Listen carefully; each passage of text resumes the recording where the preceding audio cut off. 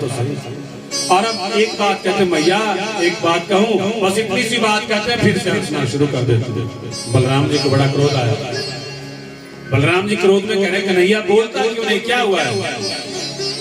और एकदम से कृष्ण कन्हैया कहने लगे मैया आज ना भैया ने पता नहीं किसके गधे को मार दिया, बलिवान के लाल की। और बलराम जी कह रहे मैया वो गधा नहीं था, वो राक्षस था। कृष्ण कन्हैया फिर हंसते हैं जोर जोर से, कहते ना ना ना वो कोई राक्षस नहीं था मैया, वो तो गधा था। अब जब बलराम जी को क्रोध आया, बलराम जी कह रहे देखो कन्हैया कल से मैं तुम्हारे साथ गैया चुगाने के लिए नहीं जाऊंगा। कृष्ण कन्हैया कह रहे भैया यही तो मैं चाहता हूँ, भैया को तो मैं फिर भी मना लूंगा, लेकिन मैं यही चाहता हूँ कि कल आप मेरे साथ ना जाओ। और जैसे प्रातःकालीन बेला हुई, ग्वाल बाल आया, कृष्ण कन्हैया से कहने चलो गऊओं को चुगाने। बोले नहीं आज छुट्टी है, आज गऊओं को नहीं चुराया जाएगा। बोले फिर क्या करना है? बोले आज यमुना के किनारे चलेंगे और बैट बॉल खेलेंगे। बोली बांग के बिहरलाल की। भगवान श्री कृष्ण का चंदन का बल्ला है, श्री रामा की रेशम की गेंद है। यमुना के तट पर चले गए और जब बैट और बॉल जब खेलने लगे तो तब अब कृष्ण कन्हैया सारे ग्वाल बाल कह रहे कि देखो भी एक शर्त है, लेकिन क्योंकि यमुना जी में है कालिया नाग, यमुना जी है बहुत गहरी है, इसलिए बॉल को जो वहां फेंकेगा गेंद को वही निकाल करके भी लाएगा। अब मैच प्रारंभ हो गया, सभी खेलने लगे। अब जब खेलने लगे, खेलते खेलते कृष्ण कन्हैया ने क्या किया, गेंद को कहां फेंक दिया? यमुना जी में फेंक दिया। बोलिए बांग के बिहरलाल। अब श्री दामा कह रहा है कन्हैया मैं नहीं जानता, मुझे यही गेंद चाहिए। और सारे ग्वाल बाल सका कह रहे अरे श्री दामा तुझे नई गेंद ला देंगे, और इसके बीच में कालिया नाग है, और अगर कन्हैया कहीं कूद गया तो वो कालिया नाग इसे मार देगा।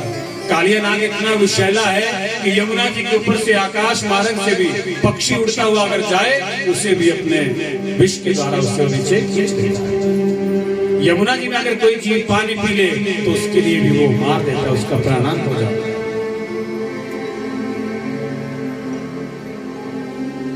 लेकिन सखा नहीं मान रहा है, बोले मुझे यही गेंद चाहिए। कृष्ण कन्हैया ने कहा चिंता मत करो, बोली बांग के बिहरलाल की कि मैंने कहा है कि मैं वही गेंद ला करके दूंगा। और यमुना जी के तट पर एक वट वृक्ष है। देखिए एक रहस्य की बात बताऊं आप लोगों को, जब वहां पर सब कुछ सूख जाता है, यमुना जी में इतना जहर भरा हुआ है, तो ये वट वृक्ष हरा कैसे?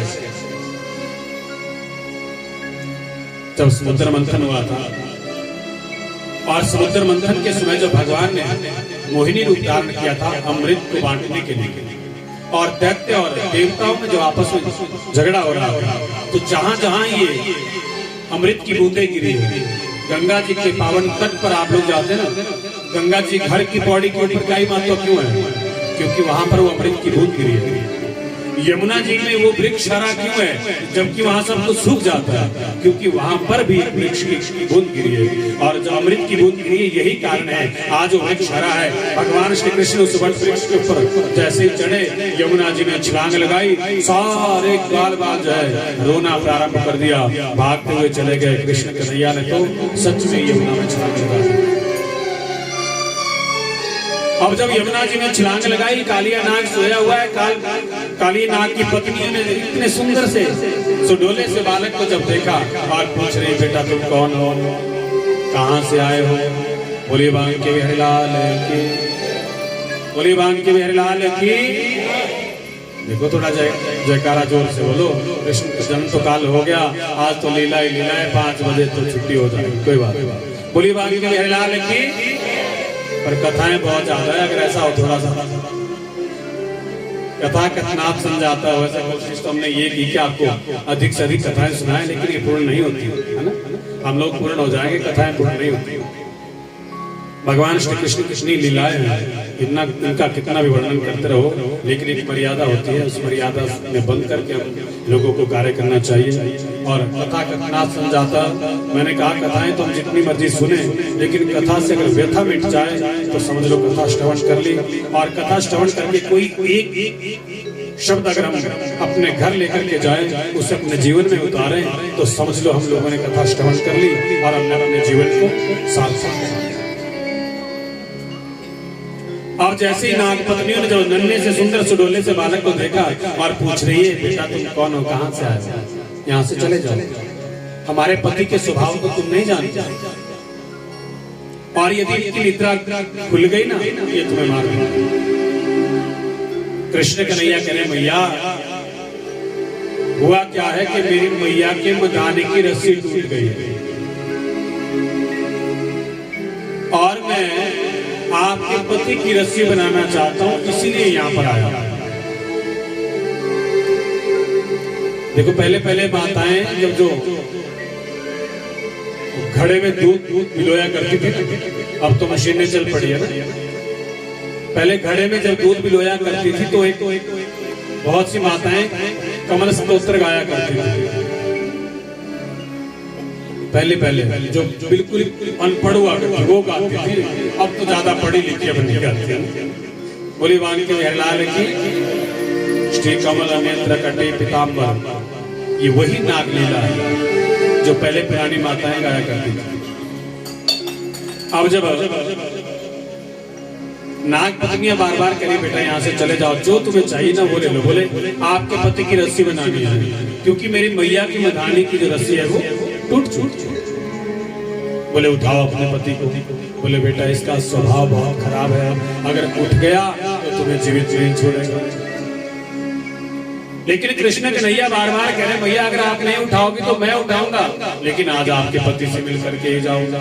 अब जब नाग पत्नियां नहीं उठा रही है और कृष्ण कन्हैया गए, काली नाग को उठाने लगे, और जैसे ही काली नाग को उठाने लगे, कालिया नाग उठा और भगवान कृष्ण के सिर के ऊपर क्या है, बोली वाणी के लाल की मोर मुकुट रंग काले ने हो मन मोलया कुंडला वाले ने ओ श्याम। क्या है, मोर मुकुट है, और उस मोर के पंख को देखो, मोर की और सर्प की आपस में बड़ी अच्छी मित्रता है ना। मोर की और सर्प की जो है आपस में शत्रुता है, मोर कभी भी सर्प को जीवित नहीं छोड़ता। इसलिए जैसे ही मोर पंख को देखा, काली ने जोर की फुंकार मारी। वर्णन आता है कृष्ण कन्हैया का रंग सांवला नहीं था, लेकिन जब काली ने अपना विष छोड़ा, रंग कैसा हो गया, सांवला हो गया। और कृष्ण कन्हैया ने आज काली का मर्दन किया। जैसे ही मर्दन किया, काली के मुखारविंद से खून बाहर निकलने लगा, और आज कालिया नाग पूछ रहे कि कन्हैया एक बात बताओ, मुझे किसी ने बनाया? कृष्ण कन्हैया कह रहे, बोले मैंने बनाया। बोले मेरे अंदर विष किसने भरा? बोले ये भी मैंने भरा। बोले जब आपने मुझे बनाया, आपने मेरे अंदर विष भरा, मेरी प्रवृत्ति जो ऐसी है ये किसने बनाई? बोले ये भी मैंने बनाई है। जब प्रवृत्ति आपने बनाई है तो आप ही मुझे क्यों मार रहे हो? कृष्ण कन्हैया कह रहे हैं, देखो कालिया मैं तुम्हें मारने नहीं आया, लेकिन मैं चाहता हूं कि तुम यमुना जी को छोड़ करके रमणीक द्वीप पर चले जाओ, अपने पूरे परिवार को साथ लेकर। कालियानाग कह रहे महाराज, अगर मैं रमणीक द्वीप पर जाऊंगा ना तो वहां आपका गरुड़ मुझे जीवित नहीं छोड़ेगा, मार देगा। कृष्ण कन्हैया कह रहे, देखो कालिया, आपके सर पर जो है मेरे पद चिन्ह छप चुके हैं, और मेरे पद चिन्हों को देख करके मेरा गरुड़ तुम्हें कुछ नहीं कहेगा। इसलिए ऐसा करो, तुम यहाँ से चले जाओ। और यहाँ सारे ब्रजवासी आकर के एकत्रित हो गए, यमुना जी के पावन तट पर बैठे हैं। वर्णन आता है मैया यशोदा तो वहीं पर मूर्छित हो गई। एक 80 साल की बुढ़िया माता, जैसे उसने सुना कृष्ण कन्हैया ने तो यमुना जी में छलांग लगा ली, तो भागती हुई आई और उसने सीधी ही यमुना में छलांग लगा ली। आज जैसे कृष्ण कन्हैया बाहर निकले, कालिया नाग अपने परिवार को साथ लेकर के रमणीक द्वीप पर जाकर के रहने लगे। और कृष्ण कन्हैया बाहर निकल करके क्या देखा, मैया यशोदा जो है मूर्छित अवस्था में पड़ी हुई है। कृष्ण कन्हैया ने उठाया और कन्हैया कहे, माँ तू तो कहती थी कि अगर तुझे कुछ हो गया तो मैं मर जाऊंगा, तुझे तो कुछ भी नहीं हुआ। बोली बांके बिहारी लाल की। देखो एक मर्यादा थी कि जब तक माँ बाप जीवित रहते थे कभी भी संतान नहीं मरती थी, लेकिन कृष्ण कन्हैया ने कहा कोई मर्यादा नहीं रहेगी। और वही गोपी जो 80 वर्ष की जिसने यमुना जी में छलांग लगाई, वो 16 वर्षीय कन्या बन करके जो है बाहर निकल। सभी ब्रजवासी अपने अपने घरों की ओर वापस चले गए और कृष्ण कन्हैया जो है बलराम जी को जाकर के मनाते हैं और पुनः वही लीला जो है वो प्रारंभ होती है। उसके पश्चात आगे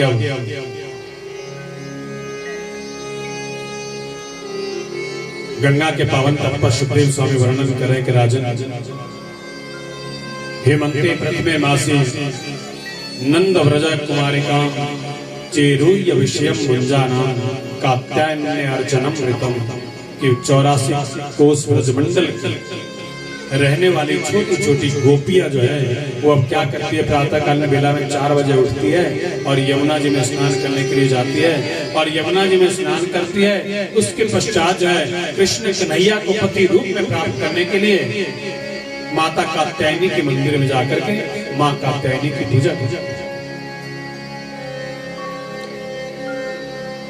अब ये गोपियां नित्य प्रति जो है यमुना जी में स्नान करने के लिए जाती है। एक दिन क्या हुआ, प्रातः कालीन बेला में गोपियां स्नान करने गई। कृष्ण कन्हैया प्रातः कालीन बेला में यमुना जी के तट पर जाकर के पहुंच गए और जहां गोपियां स्नान कर रही थी, इन सारी गोपियों के वस्त्रों को उठा करके और कदम के वृक्ष के ऊपर चले गए।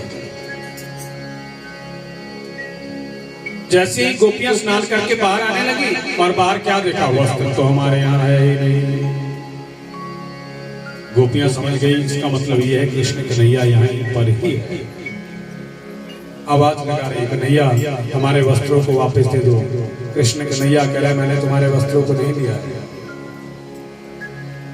बार बार जब गोपियां आग्रह कर रही है कृष्ण कन्हैया कह रहे गोपियों, जब मैंने तुम्हें कहा था कि यमुना जी में नग्न अवस्था में स्नान नहीं करना चाहिए, स्नान कहीं पर भी करो, नग्न अवस्था में स्नान नहीं करना चाहिए, फिर भी तुम नंगी होकर के यहाँ पर नहाती हो। अगर वस्त्रों को लेना हो तो इसी अवस्था में बाहर आओ और अपने वस्त्रों को लेकर के चली जाओ। गंगा के पावन तट पर सुखदेव स्वामी राजा परीक्षित से कह रहे, राजन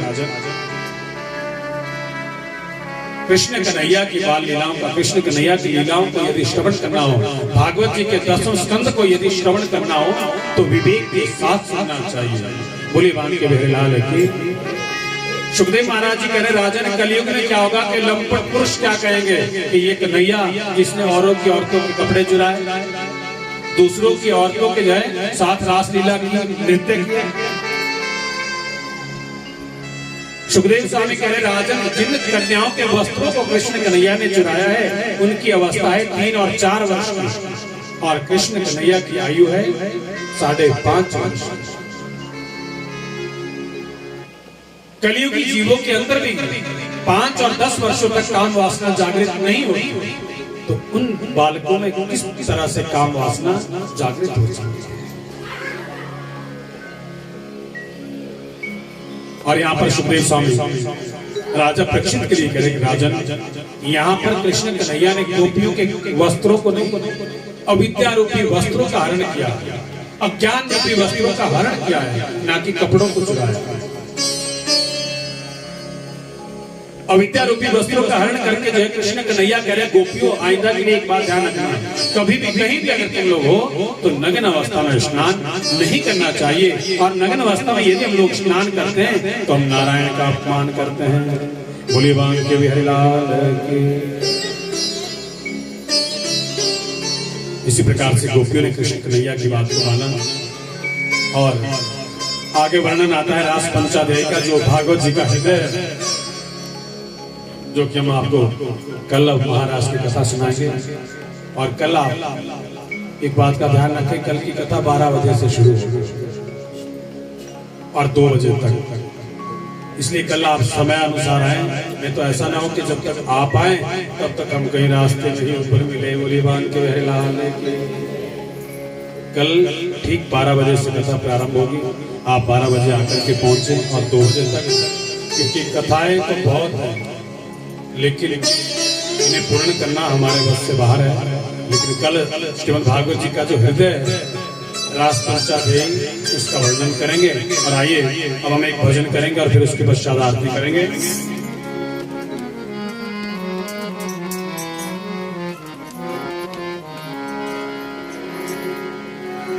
बोली बाबा के बिहारी लाल की।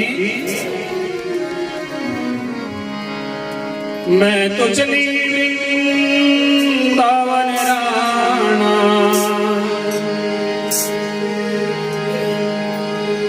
मैं तो चली वृंदावन राणा,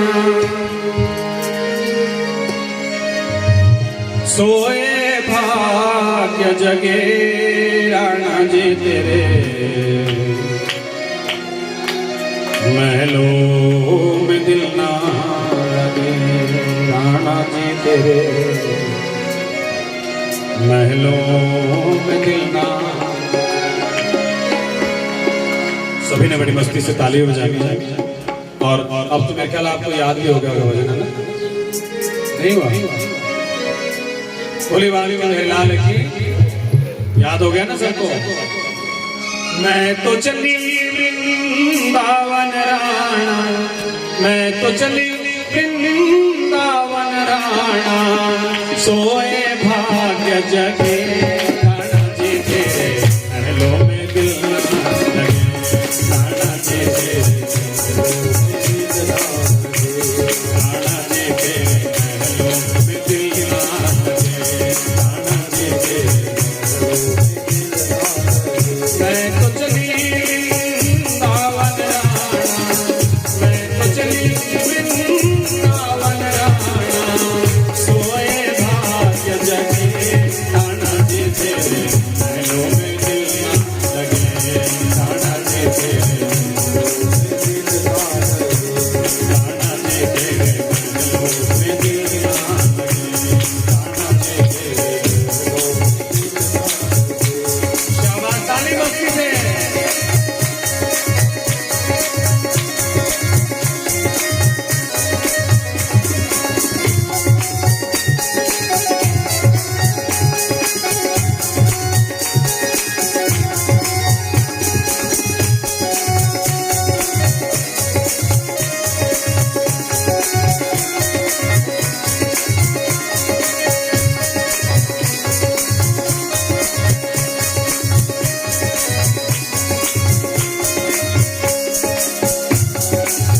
क्या करने तेरे हाथी घोड़े, क्या करने घोड़े, ओ क्या करने तेरे हाथी घोड़े,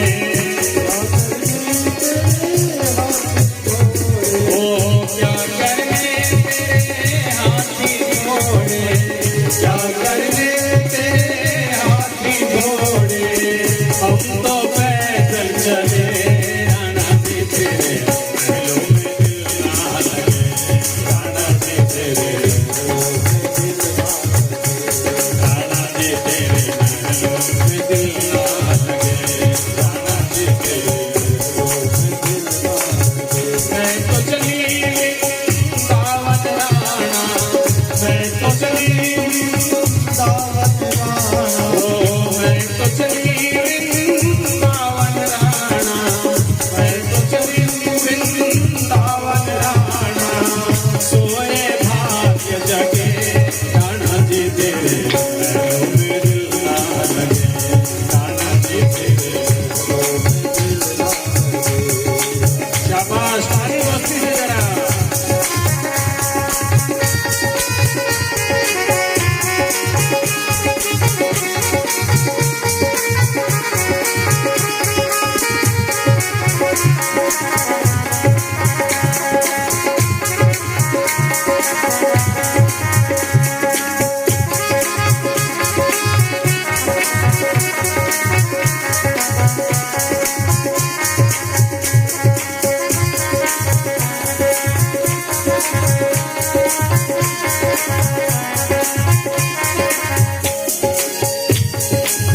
क्या करने तेरे महल चुबारे,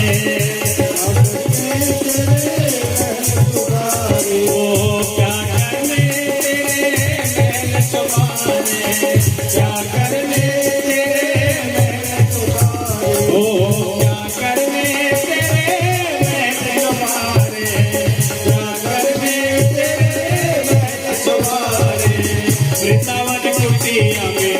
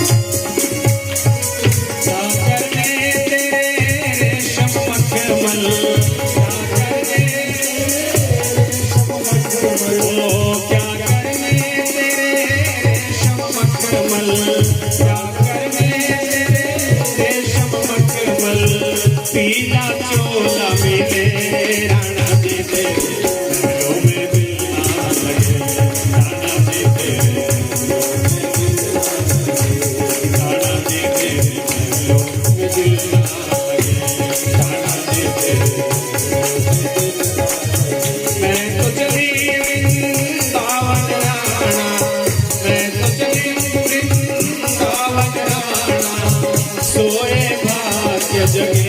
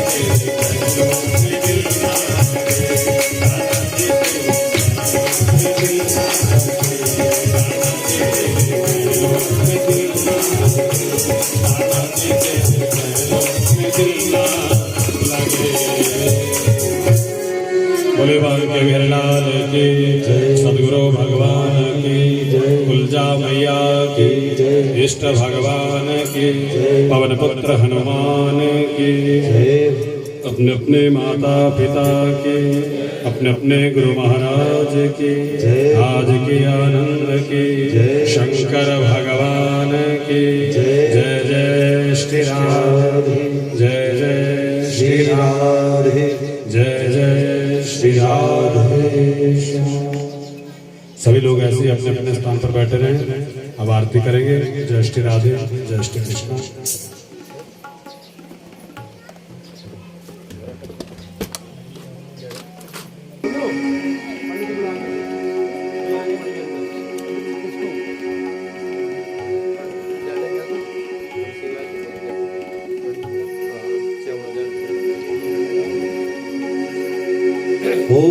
हरि ओम चंद्रमा मनसो जात चक्षुः सूर्यो अजायत श्रोत्राद् वायुश्च प्राणश्च मुखादग्निरजायत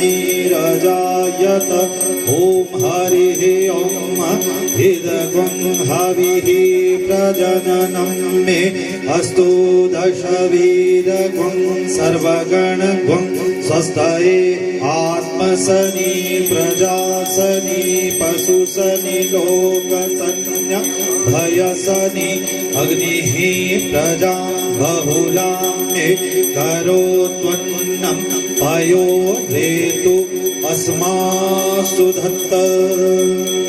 श्री भागवत भगवान की है आरती, पापियों को पाप से है आरती। श्री भागवत भगवान की है आरती, पापियों को पाप से है आरती। श्री भागवत भगवान की है आरती, पापियों को पाप से है आरती। नारायण नारायण गोविंद नारायण नारायण नारायण नारायण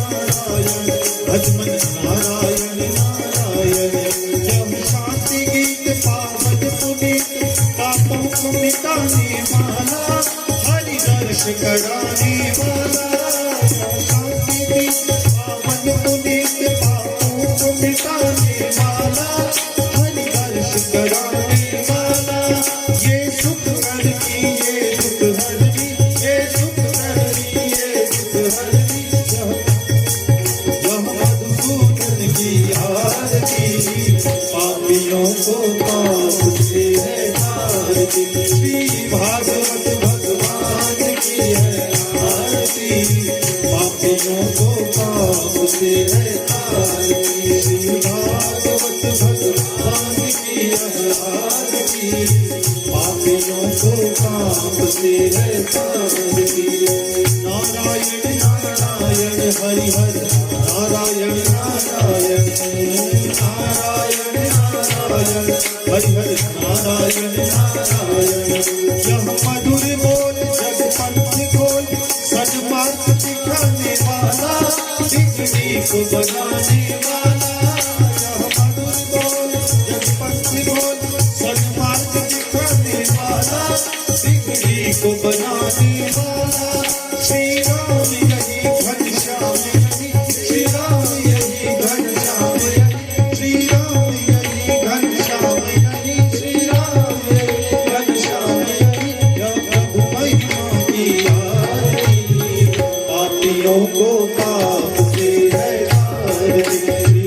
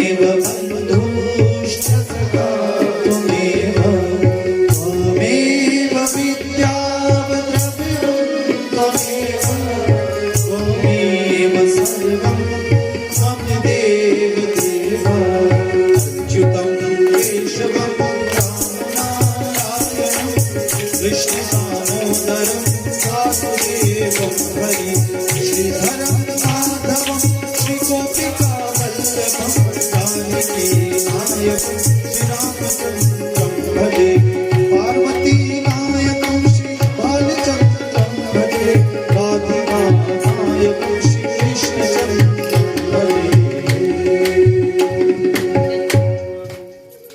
ओम जलेन शीतलिकं पुष्पेन देवाभिवन्दनं विप्राभिवन्दनं आत्माभिवन्दनं आरार्तिकं समर्पयामि। श्री पुराणपुरुषोत्तमाय नमो नमः।